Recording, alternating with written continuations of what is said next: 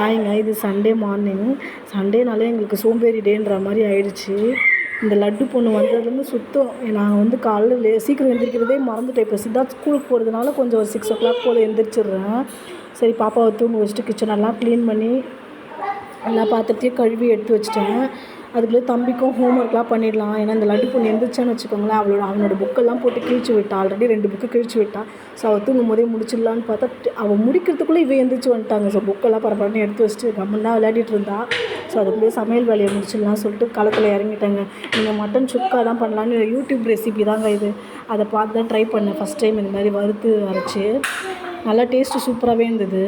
அப்புறம் பாப்பா பாருங்கள் 5 minutesக்குள்ளே கீழே இல்லை, அதுக்குள்ளேயே எழுந்திரிச்சிட்டாங்க. ஸோ தூக்கி வச்சுட்டு சமையலை மறுபடியும் ஸ்டார்ட் பண்ணிட்டேன். எல்லாத்தையும் செஞ்சு முடிச்சதுக்கப்புறம் இட்லிக்கும் மாவு ஊற போட்டிருந்தேன். ஈவினிங் போல் அரைச்சிக்கலாம்னு சொல்லிவிட்டு மட்டன் சுக்கா, ரசம், சாதம் தான் வடித்து வச்சுருந்தேன் இன்றைக்கி. அப்புறம் மீன் வேறு வாங்கிட்டு வந்திருந்தாங்க, சங்கரா மீன். மண்டே பண்ணிக்கலாம் அப்படின்னு சொல்லிட்டு அதையும் க்ளீன் பண்ணி ஃப்ரீசரில் தூக்கி போட்டாச்சு. இன்றைக்கி டே இப்படி தாங்க பரபரப்பாக போச்சு.